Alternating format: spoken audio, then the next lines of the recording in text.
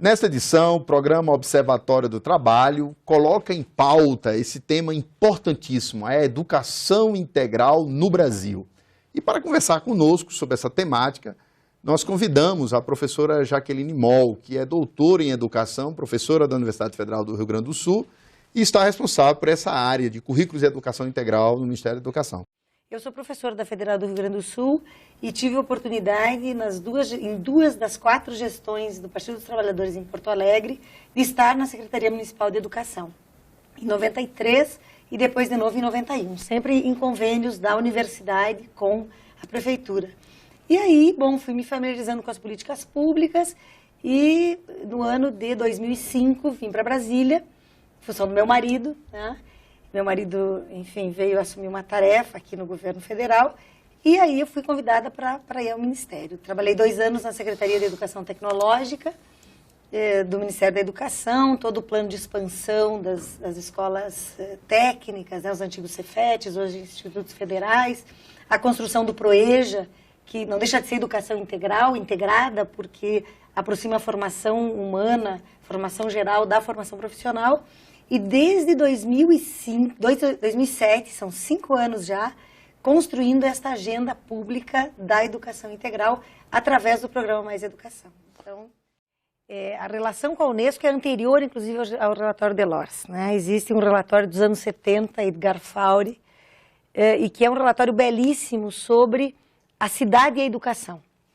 Não é possível mais, nesse mundo contemporâneo, já nos anos 70 se dizia isso na Europa, e isso é mais do que atual, imaginar que nós vamos educar as novas gerações só na escola. A escola tem um papel primordial, ela é imprescindível, sobretudo para as crianças das classes populares, mas é preciso que a escola se conecte com o que há no seu entorno. É preciso que os muros da escola baixem e que os próprios conteúdos escolares sejam atravessados pelos conteúdos da vida global e da vida local, né? Isso é Paulo Freire também.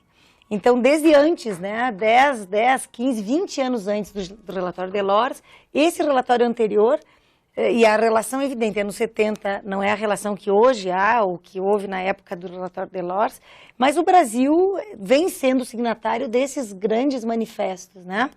E quando a gente trabalha com educação integral, imediatamente no Brasil se fala em tempo integral. Por quê? Porque nós acabamos habituando o nosso olhar a uma escola encurtada, a uma escola restritiva de direitos. Ninguém educa as crianças em 4 horas. Numa sociedade em que os pais e mães são força de trabalho, em que as famílias ampliadas, que tinham os avós, os tios, os primos, elas praticamente não existem mais, elas existem em alguns contextos, mas em geral é o pai e a mãe com seus filhos. Quem fica com essas crianças no tempo em que o pai e a mãe estão trabalhando, né? Nós comentávamos antes, as camadas médias e altas fazem os seus percursos, né? O seu filho vai na escola 4 horas, depois ele tem pessoas em casa que tomam conta, ou está na aula enfim, balé, futebol, futsal, inglês, e as crianças de classes populares. Então, quando falamos de educação integral no Brasil, nós temos que falar de ampliação de jornada, porque nós temos que trabalhar com a ideia de ampliação e consolidação de direitos educativos. Mas não há como falar disso sem falar desse paradigma diferenciado que educação integral traz para dentro da educação. Na verdade, eu brinco que a gente fica adjetivando o que não precisaria adjetivar, porque quando eu falo de educação, eu não estou falando de um programa de instrução. É evidente que eu estou falando dos conteúdos clássicos que têm que ser aprendidos na escola, inclusive como capital cultural para acesso e inserção na sociedade, mas eu estou falando de desenvolvimento sustentável, de cultura para a paz, de direitos humanos, de economia criativa e solidária. Quer dizer, eu estou falando de aprender a conviver... Educação profissional. Exato, de educação profissional, inclusive. Do ponto de vista da ampliação de jornada, quer dizer, é muito difícil um país europeu que tenha menos de 6 horas diárias, né? E 6 horas que são sempre complementadas por outras atividades. Porque na dinâmica produtiva contemporânea, moderna e contemporânea, os pais trabalham, como eu dizia antes, né? Então, é uma agenda que está posta. E, na mesma perspectiva, a ideia de uma educação que não seja só instrucional, que seja uma educação nas várias dimensões que compõem a vida humana. Quer dizer, não dá para imaginar que crianças que vivem em contextos infelizmente violentos, porque vulneráveis, historicamente vulneráveis, apesar das políticas públicas estarem fazendo um esforço para mudar essa situação, que essas crianças não tenham que ter na escola um espaço importante de aprender resolução de conflitos pelo diálogo. A escola não é uma bolha isolada, a escola vive o clima do seu entorno, né? Então, Lá em 2007, quando o ministro Haddad apresenta o Plano de Desenvolvimento da Educação, uma das ações era apresentar naquele momento o Programa Mais Educação, que a partir de 2008 começa a ganhar concretude. O que é o Programa Mais Educação? Repito, ação indutora para a política de educação integral. Como é que isso funciona? Primeiro, nós temos claro que não adiantaria a presidenta Dilma, com toda a vontade, boa vontade que ela tem nessa direção, toda a compreensão e intencionalidade que ela tem expressado permanentemente em relação à educação integral, decretar que a partir de 2013 todas as escolas são de tempo integral. Nós temos um olhar muito fixo na escola de 4 horas. Alguns nem imaginam que a escola possa ser diferente disso. Nós antes referimos no bloco anterior como é que nos outros países essa agenda está posta, e é natural lá que as crianças cheguem 8 horas, 8h30 na escola e que voltem para casa às 5 horas da tarde. E aqui não. Aqui nós nos habituamos, como dizem meus amigos espanhóis, a escola como cinema, bilheteria de cinema. Tu vai num horário, vai no outro. Não, escola é de dia inteiro. Então, não adiantaria decretar. Porque nós entendemos, e nesse sentido Mais Educação vem sendo organizado desde 2007, que é preciso construir um olhar diferente, uma agenda diferente no cotidiano da escola. Então, o Programa Mais Educação leva recursos, através do Programa Dinheiro Direto na Escola, leva recursos para a escola faz uma adesão no sistema do Mais Educação, no sistema do próprio Ministério da Educação, o CIMEC, a escola faz uma adesão, a escola dentro de 10 macrocampos, com atividades que vão desde acompanhamento pedagógico para ampliar o tempo da matemática, do português, das ciências, das línguas estrangeiras e outras coisas. Popularmente conhecido como reforço escolar. Reforço escolar. Eu não gosto de falar de reforço porque se fosse bom, se resolvesse, não precisava reforçar, né? Estaria dado naquele tempo que a escola tem. Mas a gente gosta de chamar de acompanhamento pedagógico até para fazer as pessoas pensarem nisso. Mas além disso, atividades de cultura e artes. E aí vem desde banda escolar, passando por hip hop, passando por canto coral, teatro, dança. São milhares os grupos que a gente tem de várias modalidades culturais, passando por esporte e lazer. Educação ambiental. Educação ambiental, direitos humanos, promoção da saúde, comunicação e uso de mídias. Nós temos induzido a organização de jornal escolar, de rádio escolar. E a propósito disso, nós estamos aqui no programa de TV, nós estamos criando, através do Mais Educação, uma geração de meninos que vão seguir pelos campos da comunicação, né? Além disso, cultura habituados digital, com esse mundo da mídia, o mundo da comunicação, do rádio, da televisão. Né? Habituado com as câmeras, com os microfones, com os públicos, né? E além disso também educação econômica, né? Porque nós entendemos que é preciso vincular desenvolvimento sustentável à educação econômica. Que consumo é esse? Consumo consciente e aí todas as estratégias de organização juvenil. Então, dentro disso, certamente, a economia solidária. Economia solidária, sem dúvida nenhuma. Economia que nós chamamos de solidária e criativa, né? Então, dentro de todos esses que nós chamamos de grandes macrocampos, a escola faz a escolha de até 6 atividades. Atividades que dialoguem com o seu projeto educativo, aquilo que se chama normalmente de projeto político-pedagógico, que eu gosto de chamar de projeto educativo. Tá? E a escola escolhe e começa a implementar. Recebe recursos adicionais para a alimentação, através do Programa Nacional de Alimentação Escolar, isso já está, enfim, consolidado com o nosso FNDE, com o Fundo Nacional de Desenvolvimento da Educação, recebe recurso para compra de materiais, recebe recurso para monitores, né, ressarcimento de transporte e alimentação, monitores que preferencialmente devem ser estudantes universitários, porque a gente cria um ciclo virtuoso de formação já através da prática, envolvendo as universidades, mas também esses monitores podem ser valores das comunidades, né, um contador de histórias, um fotógrafo da comunidade, um mestre de capoeira, podem estar na escola fazendo essas atividades, e recursos também para custeio, pequenas obras nas escolas e ônibus, saídas, né, a campo, né? Nós temos incentivado muito, e aí vem o link com a cidade educadora, né? Porque o Mais Educação, ele vai induzindo a escola a ampliar seu território. Era isso que eu queria te perguntar. Dentro do projeto da cidade educadora e do bairro escola e tal, você tem ideia de uma escola integrada. Me chamou muita atenção essa ideia. Uma escola que se integra à comunidade, aos vários setores dela. É isso que eu queria que você falasse mais para a gente agora sobre esse aspecto. O programa Mais Educação busca o tempo integral e busca esta escola integrada e integradora das várias possibilidades formativas da comunidade. Qual é a ideia importante que está aí? E eu vou insistir, Denizar, nas ideias, porque eu acho que nós estamos... Não é só uma metodologia nova, poderia até ser. Até porque, do ponto de vista da metodologia de ensino, se vai incluindo outros elementos. Mas nós estamos falando de uma mudança de paradigma. Por isso eu fico muito feliz de dar essa entrevista aqui na TV Suprem, para o Observatório do Trabalho, porque todo o trabalho da TV Suprem tem sido no sentido de é preciso um outro paradigma, né? O modo de viver que nós produzimos até aqui, ele não responde às demandas complexas do mundo que nós vivemos. Uma outra educação para uma outra civilização. Então, é exatamente isso que nós estamos falando. Então, quando a gente fala de trazer temas e metodologias contemporâneas, nem tão contemporâneas, porque o teatro é da Grécia Antiga, mas traz isso para dentro da escola. E permite que elas deem nova vida, inclusive, às áreas e aos conhecimentos que estão no cotidiano da escola. Ao mesmo tempo, a gente quer buscar o que tem de melhor no entorno da escola.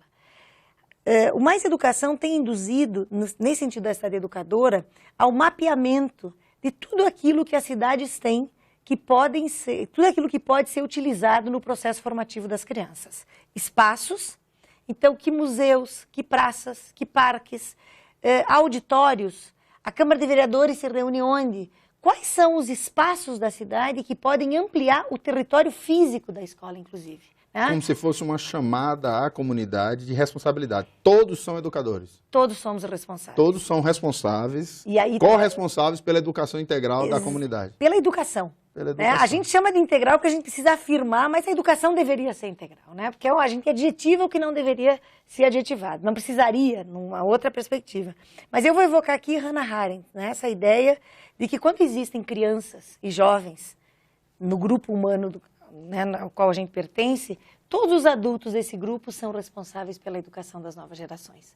O pipoqueiro que está na frente da escola e que está vendo que o tráfico está se aproximando da escola, pode ser um elemento super importante para conversar com a diretora, para conversar com os jovens, para dizer, olha, cuidado com isso. Então, essa ideia de que só a escola cabe educar as novas gerações, é uma ideia que tem que ser superada. Né? A escola tem um papel específico. Há saberes que só na escola serão aprendidos e a gente sabe disso. E a escola é muito importante, ela tem um papel civilizatório. Nós não chegamos naquilo que o Ivan Illich queria desescolarizar, não dá. Não é possível. Há, inclusive, bairros populares, Brasil afora, em que o único espaço público é a escola. Inclusive, a minha tese de doutorado trata disso.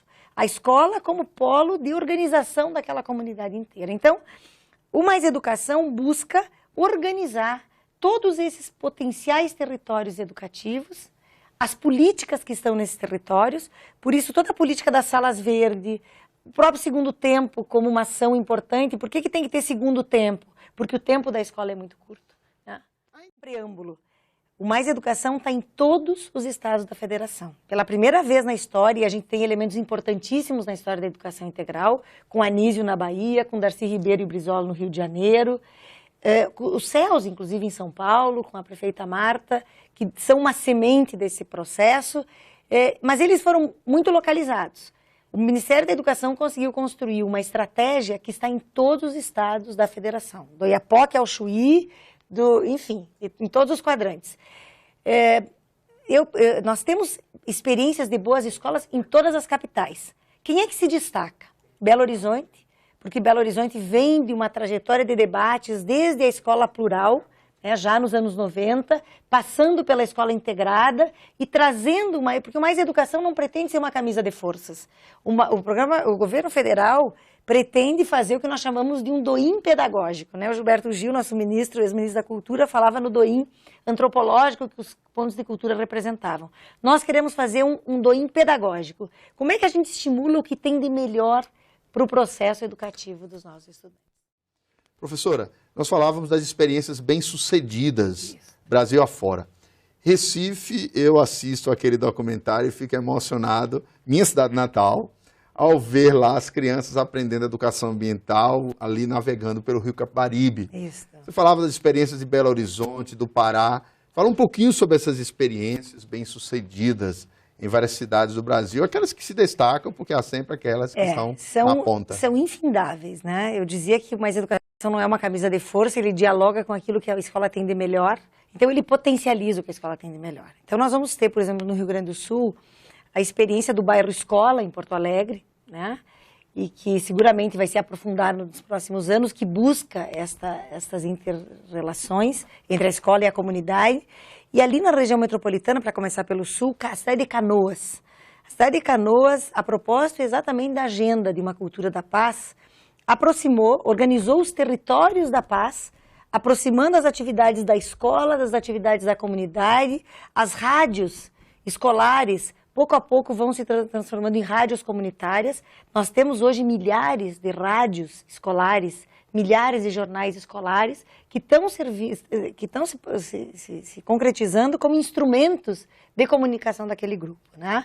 Nós podemos citar uma experiência belíssima de Diadema, São Paulo, também região metropolitana, do Circo Escola, em que as crianças vão recuperar saberes que são saberes populares, né, no DNA de gerações anteriores à nossa. Inclusive com recuperação de autoestima, que é uma coisa importantíssima. Né? Aliás, Denizara, eu acho que a gente tem que falar disso.